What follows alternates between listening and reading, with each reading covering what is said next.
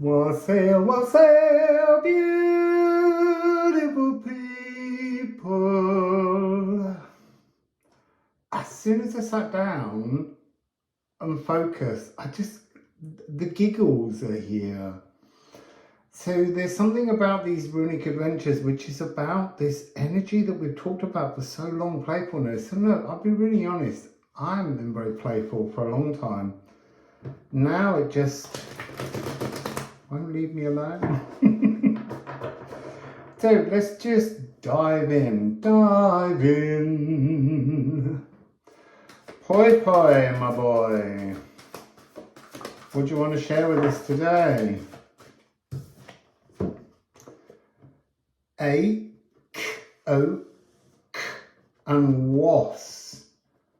Very tree spirits, earth elementals coming through. So what am I seeing here? I want to say there's something here from the symbols between the two cards, looking at the actual two runes. The symbols themselves feel like a growing frequency that isn't quite matching but is inspiring. And wasp with all this gold is, I mean, you know, it's the golden path. It's the rising of the golden path. Let's get some ceramics that Daniela made.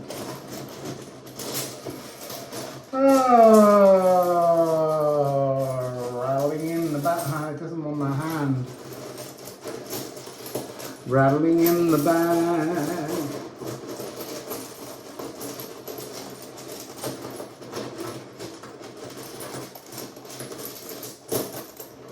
Water your seed and sprout. There's a suggestion that the seeds of the golden path are already planted in all of us, but it's time to water them. And what do you water them with? Stable emotions. They can't grow with erratic, unstable emotions, with that swinging of the moon.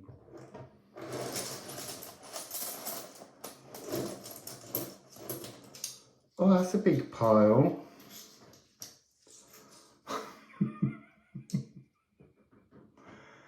It's about life force. I mean, that's a new one on us. Oh, it's about your life force. When you unbind from the instability, this Wendhorn keystone energy, it's almost like we need to look at that. It's interesting because this, if you turn it, it's sextile, flirtatious opportunity. It's there. It's almost like it's winking at you and going, just come on, get emotionally stable and I'm ready to embrace you. I'm ready to embrace your future on the golden pathway. Briar free. No more briars. Oh, look. Sunsteader. It's a rarefied moment. So that's life force, but not when your life force isn't quite joined up. When you have flashes and everything's wonderful and then crashes, you know, the next day. And explore. There's something here about have those flashes of inspiration. Have those crashes where your inspiration drops and all the old memories come up. And every time you crash, keep rebuilding with a stable emotion. Recognize the instability and settle yourself in. This is about muscle memory, about learning to transform. I feel like this is the realm of the natural world, but life as a spirit. So I'm seeing a tree collapsing, and then how once it's collapsed, even once it's given up life, sometimes it falls over in a storm or the wind or whatever, or rain, softening its root stability. And that's that over emotions. Sometimes it just regrows from the root area and begins a new tree while this trunk still sprouts life. It's about, there's always this eternal energy of life force. And sometimes it falls over and it is going to die because it's torn from its root system. It can no longer feed itself, or it's just become too aged. And yet it then becomes a host to all these wonderful insects, bacterias, as it decomposes. And that's us as well. It's making me hot.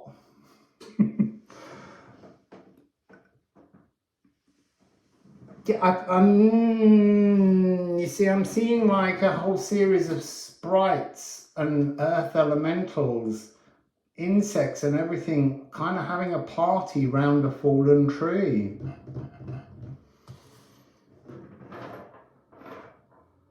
And I'm hearing you took your time. So next, please, a little bit more, a little bit more. Golden path, treadle, walking with golden footsteps. Ceramics.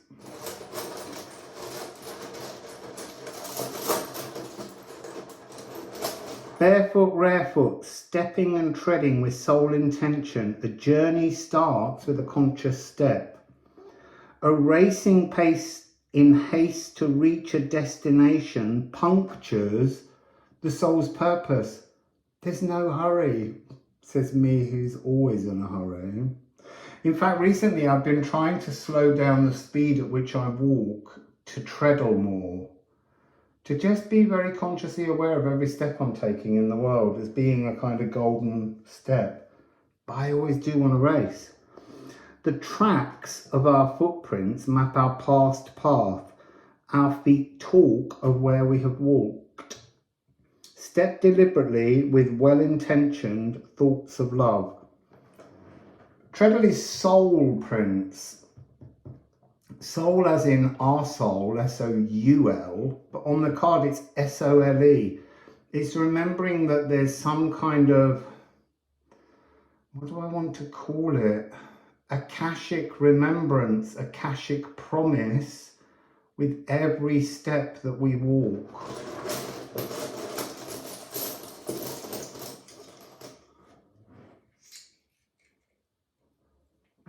Waken the golden path, awaken to it, stop prevaricating.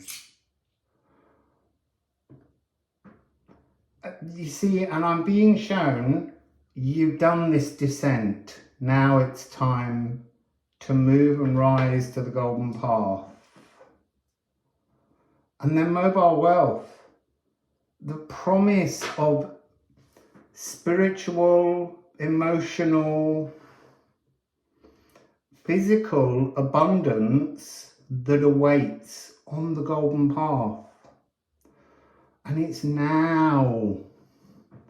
Before, it was something to think about in the future when you were emotionally unstable. This is now, you know, the earth elementals are partying around the fallen tree. We are that fallen tree and we're growing anew. And need 66, 12. This is that sort of static moment, but really this is talking about arcing roots down into the new, the treadle, reaching your consciousness into the earth, being one with the earth, the element of earth, and then reaching up to the element of air, reaching up into a higher, and I'm going to call it prana so that you understand it, but to a higher cosmic breath of life that you're now rising towards. Very strong and clear energy. I want one more. Well, I say one more. I want one more message to go with this. My God, I'm on fire.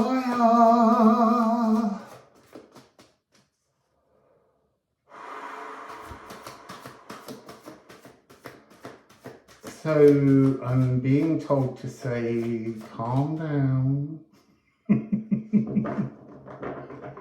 Almost like the energy of fire can sometimes drive us so quickly, can so make us so impassioned.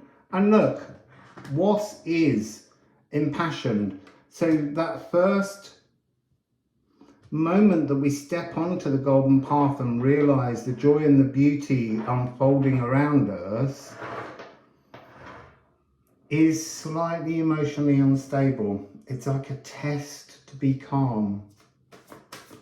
No, I am. I've been feeling so calm. I feel like I wanted, yeah, see, this has got that energy of the reading the other day that dropped early, that there's an unseen Billrost Bifrost path. But that's a hidden energy. You just need to know it's there. You don't need to go looking for it. Focus on the golden path. It feels as though, even with me, now that we know there's another one, we're like, I want to get to that one now. But let the other unfold first. And here, this couldn't be more telling. The golden path is Akashic remembrances. It's galactic remembrances. It's this energy of being in a sacred marriage with yourself and all. And all. So let's go into the Gununga Gaps runic sideline.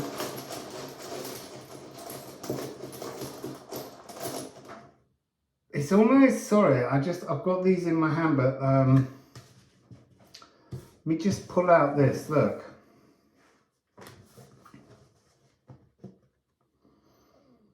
It's rising to meet the incoming frequency of the golden path, but you have to keep that focus.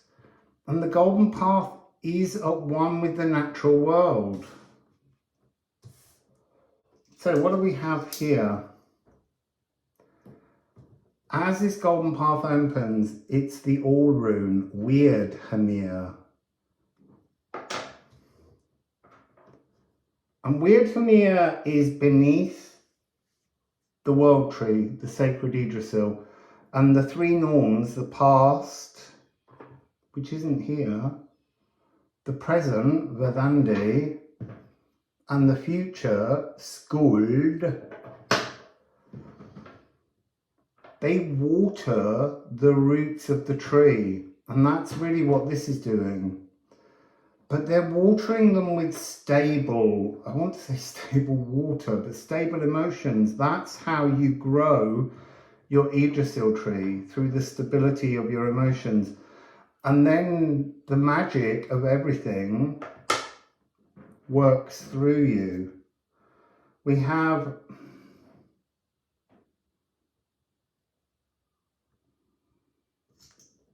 sorry, I just need to put this down.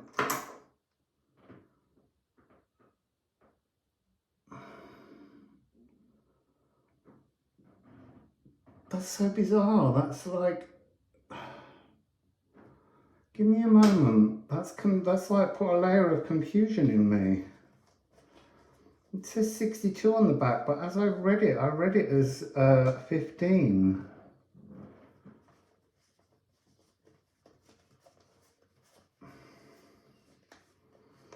Pum pa pum pa pum pa pum.